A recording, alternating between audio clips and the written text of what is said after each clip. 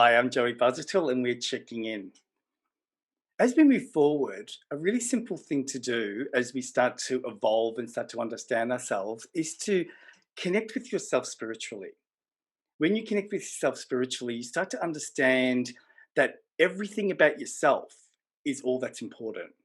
What I mean by that is that really your choices, your perceptions, your decisions, your thoughts, your responsibilities, they all boil down to you, no one else. We've talked about the fact that nobody else can control us. We can only control ourselves, and we can't control anyone outside of who we are. So, as much as we think we can control our partners or our friends or our bosses, we can't. We can only control what we feel or think or perceive what's going on when someone does something to us. Connecting spiritually does take some practice. It really just requires us to start to connect internally.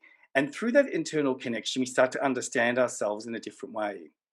So we're going to go through a few steps over the next few weeks. And the first step I really wanted to cover and talk about is how do we connect with ourselves at a deeper level?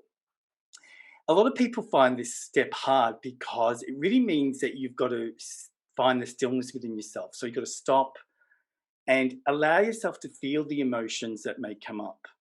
Like most of us want to run away from those negative emotions. If we feel sad or angry or upset, we don't really want to hang around with that. We want to get rid of it.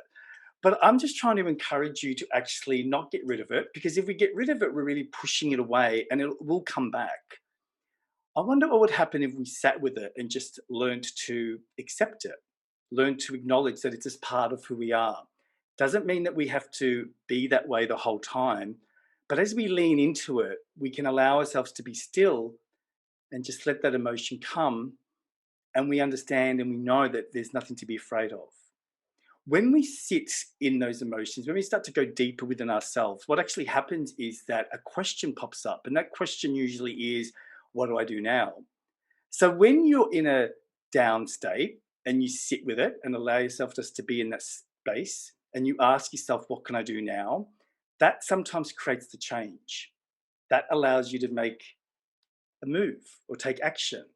It may be big, it may be small, but that's what change is. Change is actually coming through change. You can't actually change without change.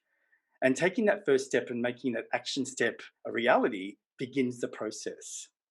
So I encourage you all to try and just sit with your emotions. Just sit with what you're feeling rather than trying to analyze it or overthink it or push it away. Just let it be there. And you'll notice that once you get to a point of just accepting it, it no longer has a hold on you because it's just there.